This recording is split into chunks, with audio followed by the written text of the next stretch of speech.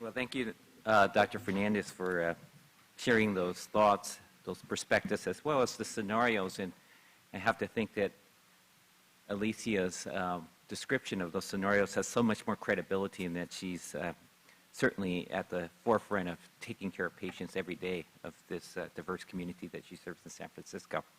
So what we want to do probably for the next 45 minutes or so is we're actually going to ask our distinguished panel from earlier today to try to collect some thoughts to basically stimulate a larger audience discussion around some of the issues that Dr. Fernandez brought up. It also struck me, too, that we've tended to look at all these cases throughout the day from a perspective of being the provider. But Dr. Fernandez actually brought up herself. She was a family member of a patient, and maybe it's also important for us to kind of go to a place where when have we felt that we were out of marginalized in the discussion around something that was really important to us, whether it had to do with a medical issue or a social family issue, et cetera, and where we felt alone, disempowered. That might be also a place for us to go to in terms of understanding the interventions that need to take place.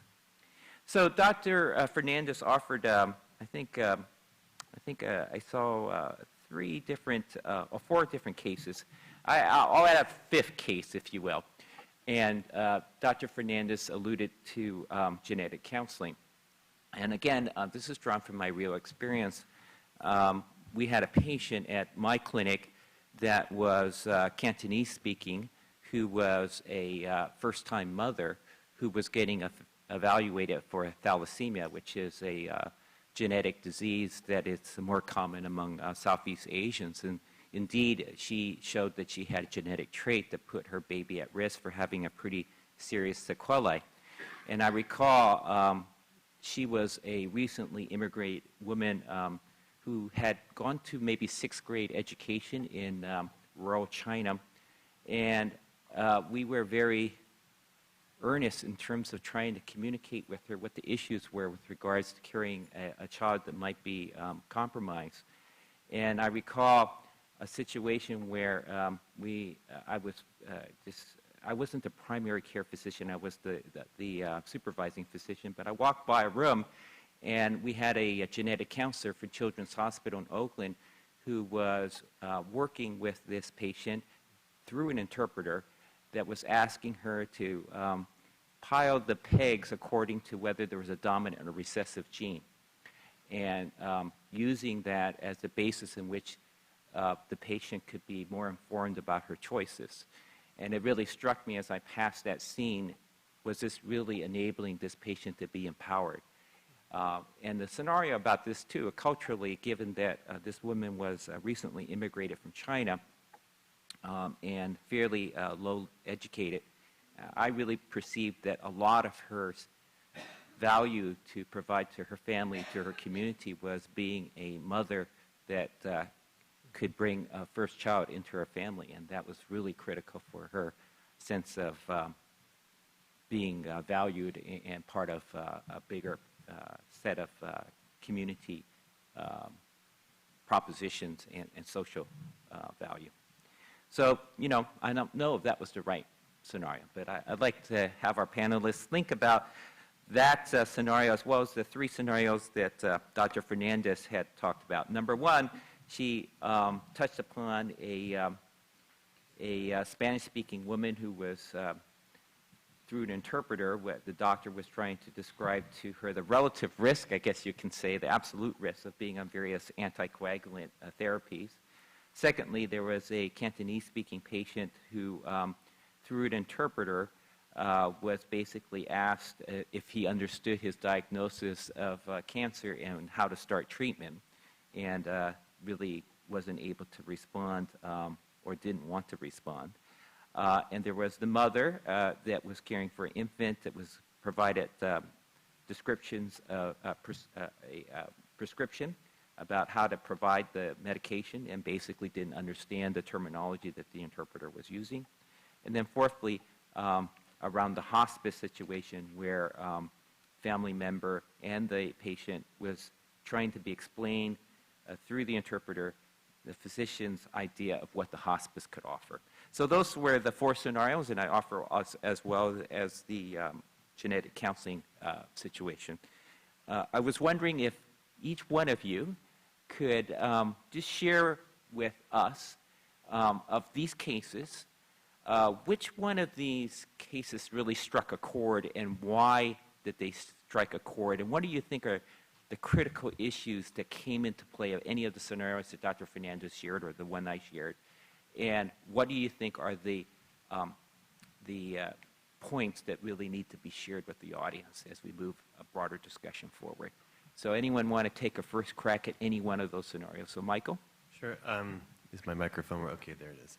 I'm going to blend 2 takeaways. I think the issue about the Cantonese patient with jumping in on the oncology ward with a diagnosis of cancer, and this has been something we echoed. We saw a lot of this actually when we did some research about 15 years ago, where this notion of there's a general issue for that, and how do you start the conversation, especially where you don't know what was said before, and there's so much that's going around there. And then I'm also going to just segue quickly to also the discussion around the medication treatments and the shared decision making of what choice. I think the thing that struck me with both of those issues is that and not to be sympathetic to, we always feel like we kind of criticize the healthcare system and healthcare providers and clinicians specifically as to what you're not doing and what you're not doing well. And I think it's a very big challenge, and it's a very difficult task to have to translate, not to translate just in the terms of a language, but just to say there's a very complex a lot of elements of medical jargon and complexity in terms of the pathology that you have to navigate to then break down into digestible units for a patient and family to kind of understand. And I don't think we fully appreciate that. It's so hard to deal with the counseling and to prepare people for it, but you kind of have to you basically come into a new situation each time where you have to have, you can't really have a pre-prepared spiel to give. And one of the things that, so a lot of when I was thinking with these scenarios is how do you better support providers, not just through medical education and training, but how do you give them kind of point of care support to really help them navigate, the information needs of a patient, let alone if it's an issue as so concrete as not speaking the language, and your data shows so well that, ideally, we'd love it for everybody to be able to speak the language and have the same shared experience as the patient they're with, but that's not going to be feasible all the time. And diversifying the workforce is incredibly important. I agree with you on that end, but again, I think in the near term, looking for a low-hanging fruit here, it's about how, coming up with some strategies where you can provide the counseling support. And some of the things we've been working with and trying to leverage electronic health records to kind of have the content, the words that you could possibly give for patients on how to explain and walk through a new medication in a manner that we know that would be appropriate for patients. That's one thing. And actually, one of the scenarios, and I'll just wrap up quickly, to Deborah Roeder's work, I remember her telling me, I'll never forget this scenario where she came up with, I think in the context of reproductive endocrinology on the genetic counseling piece, a plain language dictionary, she first referred to it as kind of, here's some explanations of some very complicated and very complicated terminologies. And I thought, oh, so you're going to give this to patients? And no, she said, no, this is actually for the providers. This is for how do you know what to say to someone when you have to introduce these terms? And how can you find ways that can get into a point of care strategy as well to help people when they need it to call up, well, how do I explain this in a manner that someone can understand it? So again, I'm trying to offer some sympathy towards what is an incredibly challenging task. Excellent, Michael. Yes, please. Wilma. Hi, so as you're, sorry, I don't know why I'm having challenges. So as you're talking about the 2 scenarios, the patient being given information about cancer in 4 minutes and then the genetic piece, first of all, I'm thinking, okay, 4 minutes of information, we were trying to speak as quickly as possible before the sign went up for first 5 minutes, and we knew we were getting into this, right? So seeing it through the lens of the patient who is, I don't know what the background was to it, but, getting a lot of information in 4 minutes and then being asked to make a decision, that is complex. English to English, if any of us have had the unfortunate circumstance of being given a diagnosis in any of the stages of cancer, we usually stop listening after the word cancer. And so how complicated can this get, adding a cultural and linguistic layer to it?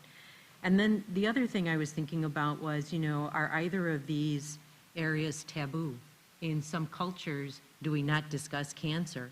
And in some cultures, is it very sensitive to start discussing anything that relates to childbearing and the delivery of the message? Is the gender of that provider going to also be taken into consideration regarding the message? So these are some of the things that came to me that I thought about, because providers are doing what they've been trained to do, but then here comes this health literacy, cultural and linguistic piece being added to some very complex situations that are complex in and of themselves.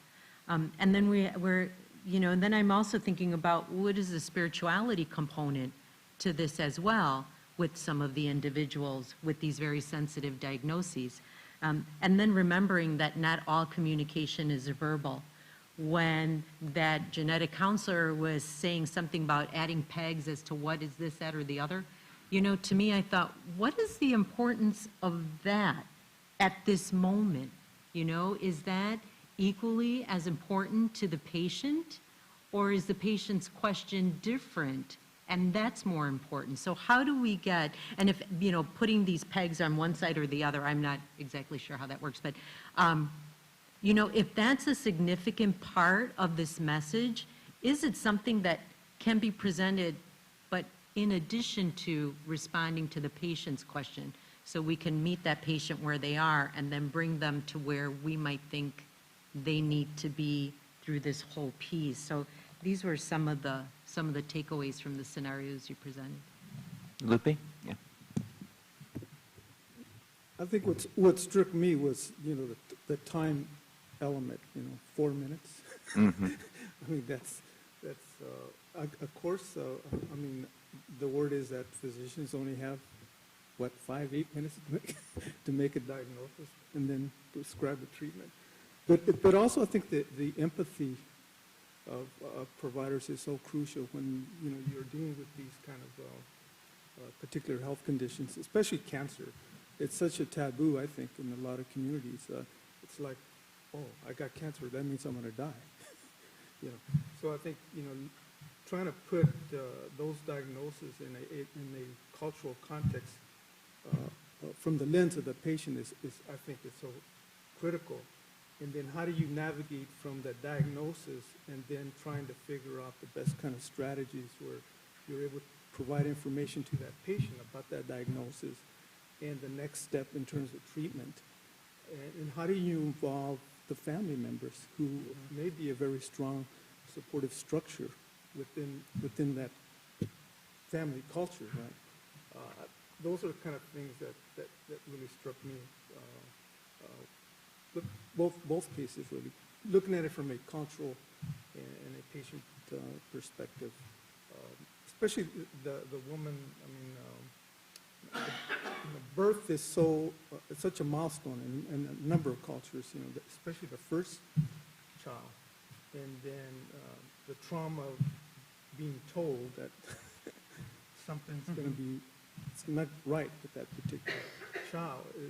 And it's not only affecting the mother, but also the extended family, in terms of, did we do something that caused this particular kind of health condition, right? So, it was a very illustrative story. It's actually not the greatest outcome, but at one point, the option or proposal was a therapeutic abortion. But this woman said to us, well, I feel that the baby's actually moving right now. And so how can you tell me that this baby is going to have a bad outcome if I feel the viability within my womb? A very difficult situation. Alicia, do you have any comments relative to your fellow panelists here?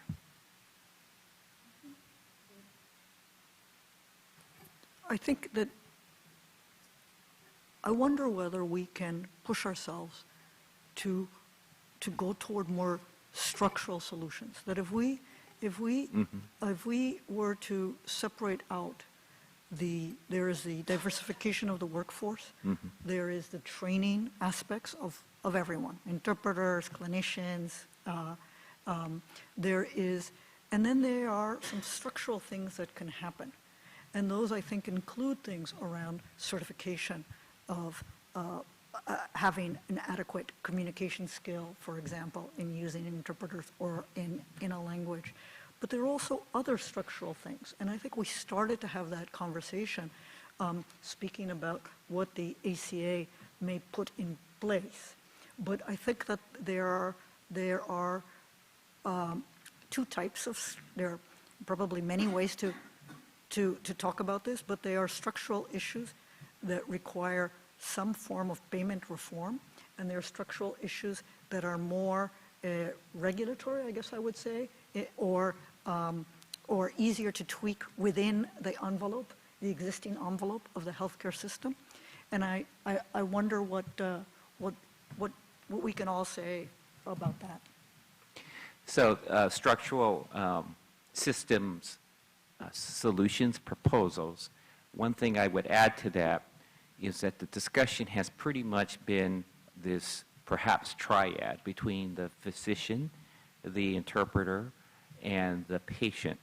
And I would suggest that we broaden that triad because there are very viable discussions right now with regards to looking at a much more broadened and multidisciplinary team and how that fits into the scenario of caring for patients effectively. So, Michael, Lupe, Wilma, do you have any comments around looking at some of these scenarios and thinking?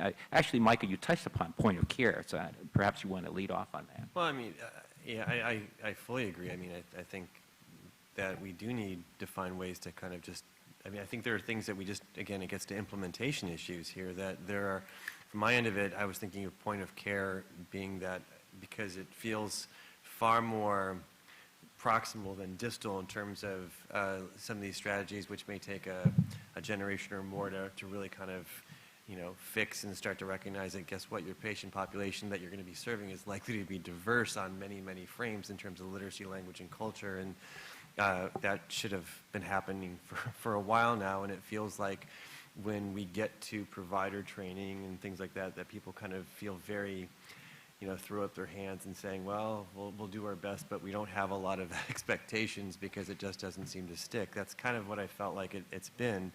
In terms of, and again, maybe, you know, I heard Andrew say this before, you know, that the policy issue, at some point we need to have standards in place, that we have expectations, and I keep on trying to figure out where can we have quality indicators that really matter, which means it's something that we're measuring that really start to show that we are caring about this, that we do look to see, you know, whether it's provision of appropriate language access services, whether it's about our self-evaluation of all of our health communications in ways that we do outreach with patients, not just at the point of care, but in general as a healthcare system, what we're doing. I mean, I think there's a lot of frustration, I think, I'm assuming that's probably shared. I don't know if it's anger, it's just passion, about how much longer do we have to wait for things that we know have an evidence base in terms of best practices, perhaps, in the way you present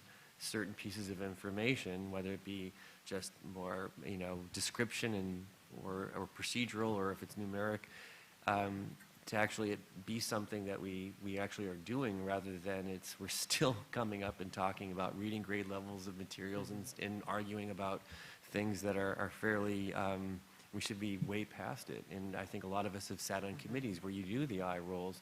So to me, it starts with policy, having to kind of in quality indicators and really measurement that we care about that shows that it's in play. I do think there's lots of innovation with health technologies that can support these things in a manner that get over the argument of cost and I guess I'll use the word business case. But at least that hopefully will show that, look, it doesn't take as big of an investment as you might think. I do think, just my one comment on the language access, when I think of the nesting dolls, I guess I was thinking culture maybe being in the bigger one than literacy framed in, and that could be maybe arguable, but or different. But then language kind of really, you first have to get it right in some regards, and you have to factor in culture on what kind of messages are being said. But I think a lot of, on the superficial side, a lot of healthcare systems view the language piece as the most burdensome in terms of cost, and whether that's right or not. And that becomes something that when we integrate, maybe everything falls apart because there's some very maybe inappropriate thinking about what it does take to make an investment for doing some of these services well. Wilma Lupe, do you have any other comments about the systems opportunities? So we're talking about structural solutions, and I think we have to take like a systems kind of approach to this complex kind of issue. And we're talking, when you mentioned point of care is key. I think continuum of care, coordination of care. And you mentioned quality indicators, metrics. And so to me, I mean, data is so critical, I think. These case scenarios, to me, those are data points. And if we collect the data, then we can start building the case, right?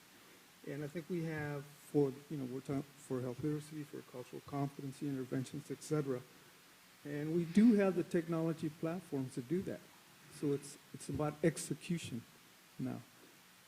And we have a lot of new programs that are coming out by CMS that they're talking about dealing with chronic health conditions, et cetera, reimbursement rates. So there's incentives that make this happen. So I think it's doable, but we just got to look at it from a systems kind of perspective and look at all the components. But I think the key driver to make it happen is collecting the data. Collecting the data, which will help systems make the case. Yes, Wilma. I think that there needs to be a lot of education. I think there needs to be a lot more education and enforcement of our existing policies and also revisiting those policies. For example, as I said earlier, the awareness or lack of Title VI, it's been around since 1964. To me, sometimes it's surprising that there is that lack of information out there.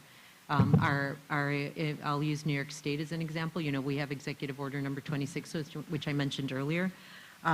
And then one of the other initiatives that is happening regarding the cost, because whenever you talk about cultural competency or language access, people think cultural competency is, you're going to go ahead and talk about how you work with the blue-eyed people versus the brown-eyed people, and then a checklist of how you work with, those people. And that's not what it is, right? This is a journey. But you get pushback whenever you talk about cultural competency or interpreting services, or who's going to pay for that, and so some of these are sometimes considered non-funded mandates, but when I did speak to some folks at the federal level, I was very firmly but very politely corrected regarding what I had thought as a non-funded mandate, because whenever anyone accepts a contract from the feds, you are in essence saying you're going to provide language access services. So looking at the ADA, if they accepted federal funds to put up a building, they're not going to tell you, oh, come back on Wednesday when we have the ramp, or bring your own ramp, because these are all funded mandates. And so anyway, so looking at that, so I think, an awareness and then enforcement and evaluation of the current policies in place are some of the things that we really need to look at. And also, too, figuring out how we can advocate. Who are our friends, maybe at the state level, on the Assembly and Senate side, and then looking at how we can move some of these initiatives forward.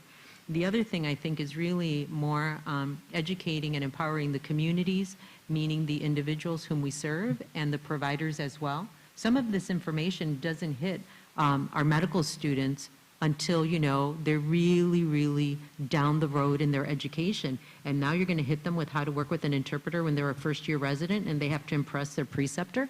I mean, this is going to be challenging. So where is that information coming from at the front end so that as it unfolds, we will all be able to work in a better place? Even issues of, nonverbal communication. When I work with my medical students or residents, I say, don't sigh, because people can see that. They might not be, they might need a sign language or a spoken language interpreter, but they can see the eye rolling and they can see that body language. So that nonverbal communication is key as well. So I think looking at current policies at respective levels, evaluating enforcement and what we need to do, and then the education so that these can all unfold in a way that does support healthy outcomes. In about a couple minutes, I'm going to ask our audience to participate in this discussion, so if you can think about teeing this up as you migrate up to the microphones. Before we do that, Wilma mentioned regulatory policy aspects, but I will pose to you, all of you, to think about this if you want to respond to this. You're basically a hospital administrator or the director of patient services at your system. You know these things happen, all these scenarios that we described. How are you going to capture this? I mean, it's partly a metric, it's partly data, but what would you put forward to your board, to your team? This is how we're going to try to capture this, this confluence between language access, health literacy, and cultural competence. Is there a universal kind of measure or a single measure that can capture this? How would you think about it? I'd like to try that. The answer is I don't know, but I actually think that some of the patient-reported metrics may be our best bet. So patient comprehension, patient satisfaction, and patient trust in provider and system. And I think that if we were to look at those, either however you want to do it, per encounter, per hospitalization, per procedure, I think that would go a long way toward opening the box of, are we doing a good job or not? Yes, Wilma? Oh, sorry, I think Guadalupe. We'll all get a chance. Go ahead. All right. One of the things that I would, in addition to the metrics that Alicia mentioned, I would also go and have a conversation with risk management and also patient relations, because, you either pay for it up front or you pay for it later. And so these, I think, would be partnerships to encourage, and also patient relations, because one of the tenets in the class standards is to be able to have a way to address some of these grievances, some of the complaints. So is that standard being met? Is there a challenge with that standard? And if so, what's happening? And then the other piece I would do is ask the interpreters and the translators at the organizations, how would they feel that this data could be best captured? Is there something that their leadership can help guide through this in partnership with other areas of the organization? Because once you open that door with interpreters and translators, many of them are happy to share that information. Again, taking into account HIPAA and everybody else. Go ahead, Lupe. I think one way of what Wilma talked about in terms of Title VI and other kind of data points that can be captured would be to use the electronic health records kind of platform. I think that's an opportunity because you already have a structure in place, right? So how do you add new data elements that would enable you to collect that kind of data and develop particular profiles on patients that have, health literacy, cultural competency, language access kind of issues? Again, it goes back to, collecting the data and having a data warehouse where that you can eventually kind of tease out all this key information that can help you so-called make the business case or the value of providing quality care to these patients. Yes, Michael. I'm going to go back to Alicia's comment. I mean, I think the patient-reported outcomes is so key, and to not be so vague. I get a little bit concerned just in the sense that I do think that the prevalence of problems is so much greater when you start looking at whether or not a patient left and actually understood how to take the medication, and if they're taking even incorrectly, or even if they filled the medicine, versus looking at data that you may be able to get right now, like readmissions where the events may be less, and therefore you may downsize the scale of the problem of literacy, language, and culture if you just look at some of the stuff that's easily collected now. So when we get to, I don't know how at least if you have some comments too on this, but because I do think it's like those are the types of outcomes that are most relevant to some of these things in terms of like immediate, in terms of whether or not the encounter was successful or not, or looking at satisfaction, and just whether or not we capture it in enough instances and not just in some certain cases. Like, I don't know right now if in general internal medicine you actually get a signal on comprehension. We actually did this as part of a few clinical trials on medication adherence, where we started asking patients to demonstrate back to us how they take their medications, and we came up to with an ethical issue. We're recognizing, oh my gosh, we've at quite a high prevalence, patients are walking out, yet you never have a clinical signal back to say, hey, by the way, your patient is taking twice the recommended dose, and it's happening at quite an occurrence. And on top of that, we're even struggling right now, and I know there's actually solutions that are on the way in terms of being able to know if you even filled the medication, because we have some structural problems in getting that data back to be clinically meaningful. So I would love to have those types of metrics in place. Just then it comes back to this feasibility question of how do we do it. So do we pick some big targets? And the last thing I'll say is, the one thing, and I made this comment on at the break, we are building in our value-based models right now, where we've gotten, I would say, some higher ups in our health system to start to recognize, and maybe this is common for many of you, that it's easy to imagine in a bundled payment model that if my payment is determined on like a cure, like in hepatitis C is the model we've been using right now with the new treatments, then maybe it would be worthwhile to incorporate issues that might support proper use, adherence, because that reimbursement could be embedded in that kind of bundled service. So I think they're starting to recognize how some of these services could actually, move forward. Great. So a couple of takeaways I took from our interchange here. One was, in some ways, utilization hasn't been discussed as a measure with regards to how effective we are in terms of communicating what patients need and what maybe the system asks them to do. Secondly, we didn't talk about waste so much, and I think you implied a little bit that there's waste in the system right now because we are poor communicators. And maybe that's the, quote, business case of value base. Waste is built into the system on a predication that people understand what we're seeing. So let's start with our audience. I'm going to start with the right side, and again, if you can identify yourself before asking your questions, we'll have it for the record, and then I'll go to the left side. Thank you. Thanks, Steve Rush, United Health Group, and I think all the presentations this morning really gave us some things to think about. One of the things that I thought about was that in terms of interpretation, I heard a lot about words. I did not hear a whole lot about feelings and emotions. And I wonder, one of the questions that I have potentially for Wilma is, to what extent is there an opportunity to interpret or somehow insert the concept of empathy, and is it a word, is it a feeling that you talk about? So that's question one. I think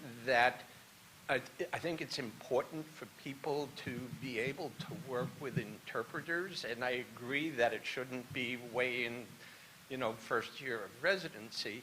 The other piece is that there are nurses, there are pharmacists, there are people who are on the unit in the hospital that we know need to communicate with people, and I'm wondering whether they need to be involved with that too. And then I'm wondering about metrics. So one of the things that's important in healthcare today is something called a Net Promoter Score, which is patient satisfaction.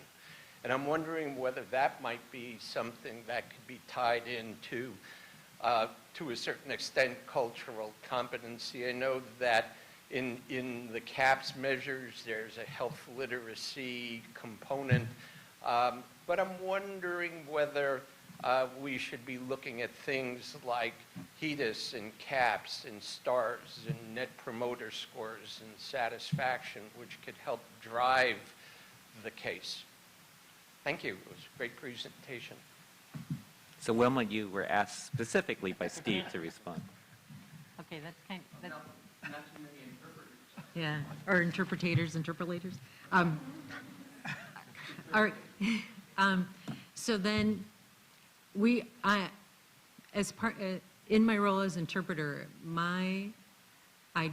changing a register is a big discussion right now, right? So if I have a medical student who's going to ask a patient, so when's the last time you voided, as opposed to, something with a lower register, right? So that's a whole other piece. But regarding the empathy piece, the inflection of my voice is going to be delivered in the same way as the inflection of the provider.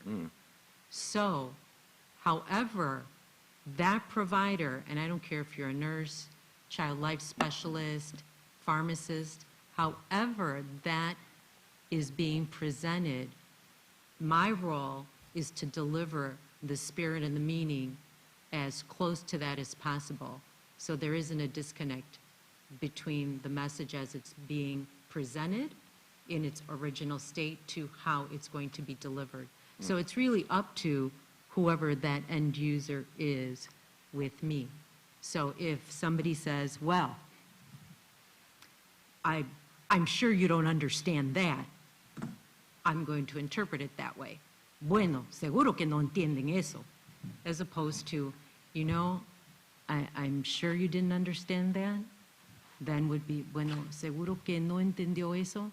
So it's however you're presenting it is how I'm going to go ahead and deliver it. Now, let's say that I'm sensing the room is getting a little spirited because not everyone agrees with whatever message they are receiving. Then I'm going to have to make again, and I was explaining during the break that there's a tool I use when I train, and it's called the luxury of 2 seconds, because that's how much time we have to figure out what we're going to do without attaining that outcome. And so is by me interpreting that last phrase in a way that might damage that relationship, am I going to go ahead and take it upon myself to tweak it because there's a relationship here at stake? That's a decision that I, as an interpreter, am going to have to make, and I'm going to be held accountable to it. Again, going back to my code of ethics. And then I will have to meet with the provider and let them know why I changed it and why I altered that tone. All right, so there's some complexities that are very nuanced, but again, what hits my ears is what I'm obligated to interpret. So in the interest of just looking at the folks that want to ask a question, I'll ask one person to respond to Steve's question about the metrics. Lupe, did you want to respond to that, or? Sure. Okay. Sure.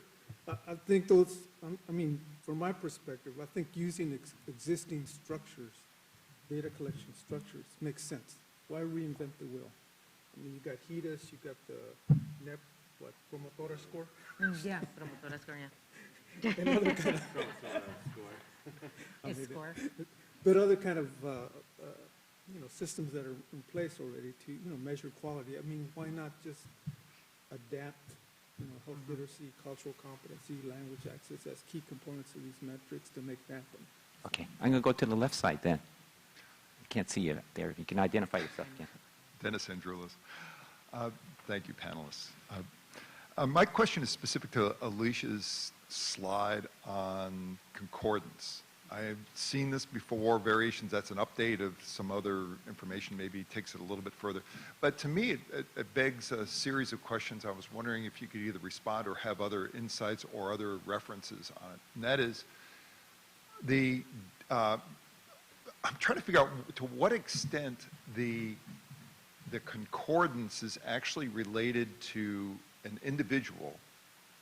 So if you're not concordant, there's not much you can do about that at least? How much of that is quantifiable in a sense of saying, oh, I'm in the presence of somebody who speaks my language or is of my background, and so that's an amount of, and you can factor that out because that's a special amount. How much of what the lesson that may come from concordance that differentiates from other interpreters, how much of that is a transferable lesson? You know, something that there is something that that person is doing that interpreters who may not be concordant can actually learn from. And then the third aspect of that slide is, what are they missing? What are the docs missing? What is it that, and is there a rhyme or reason or sense or pattern to that that is a lesson for those concordant docs as well as others to learn about?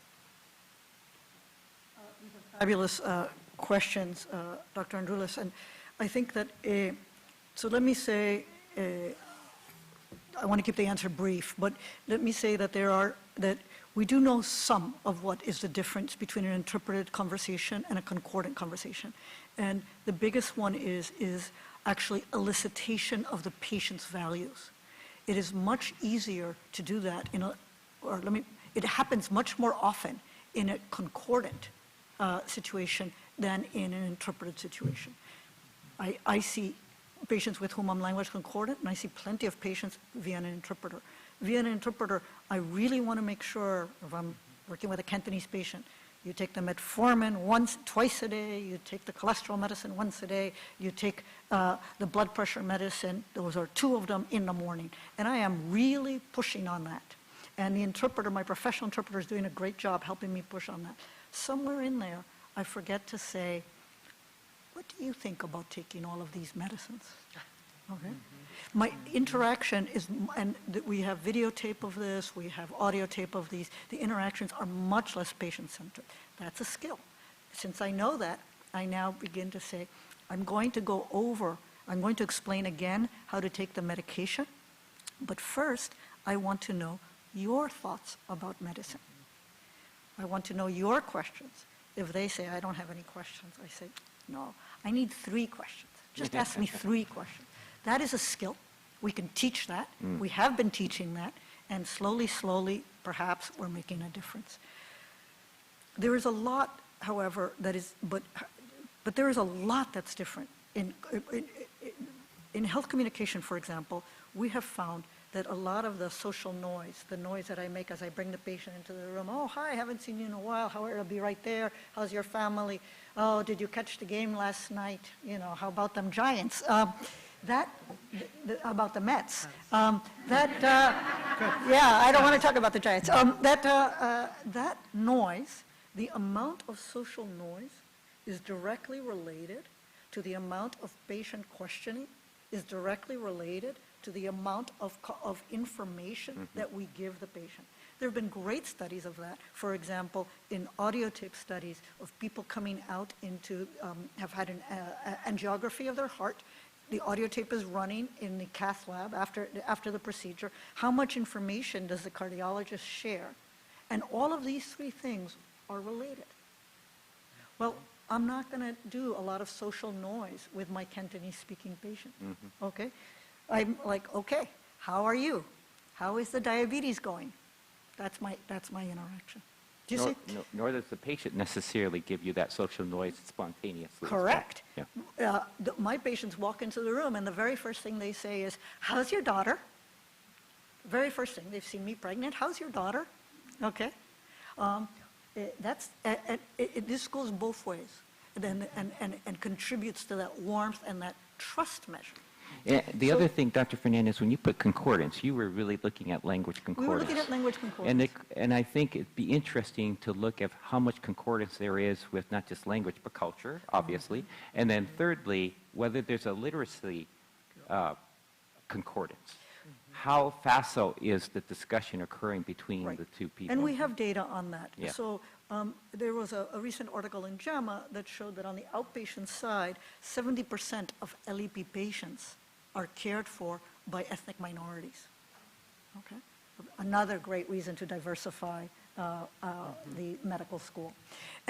But we have plenty of providers, for example, who've learned to speak excellent Spanish and can use it. Not people who speak fair, but people who really speak excellent. And for those, in the things that we have been able to measure, it's actually the language concordance that makes a very big difference. That said, and we need to drill down, it is a lot easier for people to understand low literacy, to really understand what it means. And I teach very diverse residents when they themselves come from a background when it is not unthinkable that, as my mother-in-law said, how come your father-in-law has to take 100 milligrams of the blood pressure medicine and I have to take 25, and yet they say that mine is worse. No idea that we were talking about two different medications despite 30 years of blood pressure treatment. So, I'm sorry if I rattled on. We're going to get Rima here before we close. We have maybe another five minutes or so. Rima Rudd, I'm a Yes. member of the Roundtable. I think I should start with my question first, although Dr. Fernandez began really addressing what my core issue is. Is it appropriate to expand the notion of culture and language beyond what we were initially speaking of here, or are we losing something essential? So when we think about culture, I think about the Affordable Care Act bringing in thousands, millions, if it's working well, of people who have never entered the culture of medicine because they hadn't had access before. So they are strangers in a strange land, and they have to be acculturated in many ways. So there's a cultural discord there. Are we thinking about orientation for these new patients? To tell them something about us, our culture. This is how we do things and why. This is what's missing. This is the oddity about us. Are we doing those things for cultural competency? When I think about language, I also think about language within the United States for people who are not speaking English as a second language, but speak English as a first language. And just very briefly, I was called in to consult with my son's reading teacher when he was in first grade, who felt that there's a serious problem here, that my son may have a hearing difficulty. And I asked why, and she said, well, when I talk to him about a car, he doesn't know what I'm talking about, and he doesn't know the letters of the word car. I said, I'm so sorry, but his father comes from California, his mother comes from New York, and we say car. And he knows that it has 3 letters, C-A-R. Language. Language is very important to be attentive to, separate from a separate language. We have many different kinds of accents here in the United States. We have many different kinds of language in the United States, what we call things, how we refer to things. High sugar is a language that not everyone uses, and a lot of doctors never use that, but a lot of people do. So again, when we are talking about culture and language, from my perspective, I think that we need to expand beyond looking at someone who is, in a sense, new to this country. But I'm afraid sometimes that we might be losing something essential that people are very, very, very focused on working very hard at. So I would like your response to that notion of the dangers of expansion and the value of expansion. I think it's all good, the expansion. There are challenges, but also I see them as opportunities. Like the ACA, there was a big push when I was at the federal government to really increase enrollment of Latinos and other minorities, and Latinos lag behind. But even when you do get health insurance, what does that mean if they've never had it in the first place? And then what does it mean about tier 1, tier 2, tier 3? It's complex. And what does it mean to a copay? So it wasn't easy, and I think it still is a challenge to really fully implement the ACA for a number of underserved communities. So, there are challenges, but I think there's opportunities where we can make it an even playing field, I guess, for these individuals who have, in the past, were uninsured, and now they have an opportunity to be insured and hopefully have access to health care. But access to health care is just one step, because once you get in, it's a different kind of scenario in terms of whether you get quality care or not. So. No, I mean, I think this is all getting, I think, a little bit back to the comments that you both brought up, and maybe that we first have to recognize there's waste in the way we do things, in terms of the fact that we waste time, and what little time we're offering right now, we're not communicating well, or we're communicating variably. But in terms of what you brought up with the expansion or the focus, and actually flipping it, that it's just everybody. In some cases, we have to worry about our preconceived notions of who walks through the door. And just because they're English speaking, they look American or whatever it may be, that they have some prior experience with our healthcare system, when especially with what's happening with the Affordable Care Act, that it may be incredibly limited. It all comes back to this issue of, we need to find a way to not only be more productive, but even if being more productive, we need to have more time to have more meaningful experiences with patients. And I'm trying to figure out in my head, unfortunately, I have absolutely no solution to this, in terms of that it just seems like one way or another, we need to find a way to break free from a 15-minute encounter, or at least view ourselves as having a relationship with patients, that there are pieces of information that we can be engaging with to start learning about their preferences, learning about what their prior experiences are, having meaningful conversations. And this is where I think it gets really, really sticky and I feel a little bit, I like to think of myself as more of an optimistic or cautiously optimistic person, but I'm very pessimistic in the near term about having a healthcare system that is trying to juggle payment reforms in some ways, also taking on where a greater investment in the patient. And I think we've, across all three of these areas that we're trying to integrate here, we have a substantial amount of data that shows that these things matter.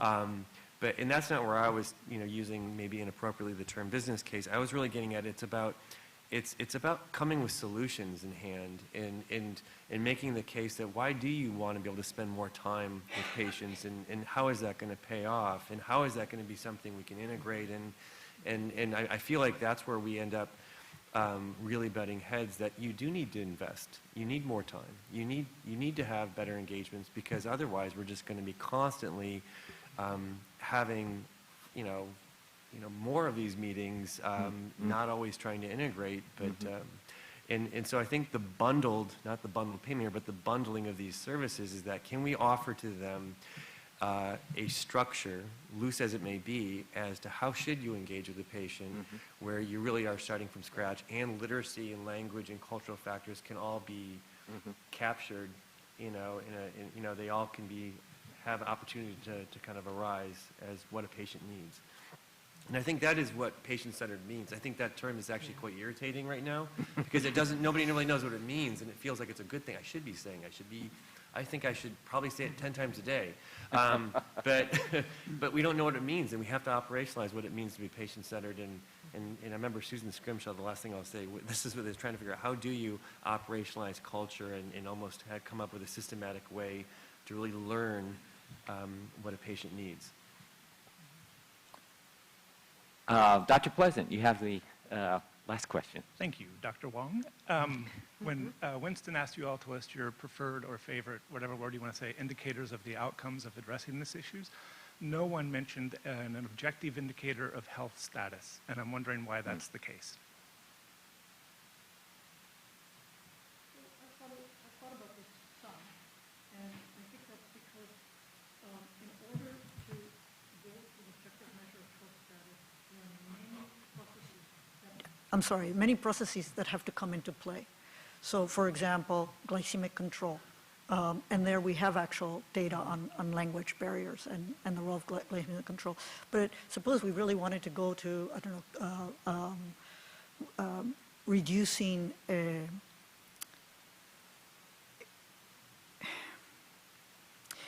reason that this is difficult is because there are many factors beyond the processes of health that influence healthcare outcomes. And we want to make sure that at least for me, I want to avoid choosing healthcare outcomes that are not sensitive to the processes of care that I think need to happen in order to provide safe and potentially effective care. And so because of that, I want us to measure some health outcomes, but be very careful to measure those that are sensitive to the process of care. Yep.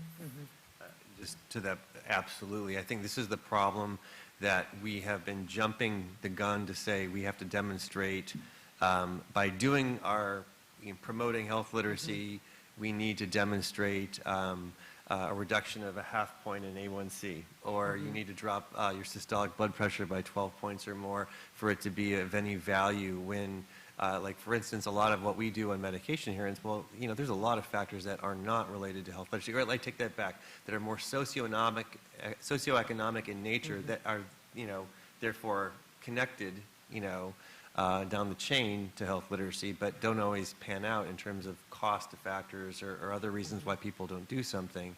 And so I think you're setting yourself up to kind of shoot yourself in the foot or show something that show insignificance when in fact there is real value. And I think that's the challenge for us, though, is those process metrics oftentimes aren't there. So if you don't have measures of comprehension or satisfaction that are readily available, or other factors that really will show that difference because they're more proximal to the problem in the intervention, I think we end up trying to look for data that's showing that there's something where this, just because it doesn't impact readmissions in the near term, doesn't mean that it still matters. Yes. Lupe. Yes. To me, that's a great question in reference to social determinants of health, because that's something that I think a lot of the healthcare providers don't want to address or cannot address because of, let's say, funding kind of issues. But I think place does matter in terms of high-risk populations. So we may control, let's say, their diabetes, their other chronic diseases, diseases that they have or conditions. But once they go back into the community, they revert back to their previous kind of lifestyles, and then they come back. Their diabetes is not under control, or they get readmitted into the emergency room for whatever reason. So it's like I think, from my perspective, we really have to address social determinants of health, and that means dealing with, social economic development in those communities to lift them up, better education, better foods, because a number of the low-income communities have proliferation of junk food, just high homicides rates, you name it. And if we don't address those kind of issues, we're going to still be talking about eliminating health disparities for the next 20, 30 years or whatever. One last comment, Wilma? And just touching on what Alicia and Michael have said regarding looking for data, and then Guadalupe's comment regarding food deserts and violence, which is also unfortunately a factor. From a language access perspective, we're hoping for the best, in those two scenarios. We're hoping that there has been a relationship in some fashion that has been established between the patient and the provider. We're hoping that, some information has been communicated in a way that has resonated in some degree with the patient, and that the patient does return for additional services, as opposed to feeling that they were not respected or heard or treated with a degree of dignity and respect. And, they're not returning for services will be misinterpreted as non-compliant, and then later come back with these high levels. So this is something that is factored into the scenario. All right, well, thank you. I think we are going to be breaking now. Thank you to our panelists.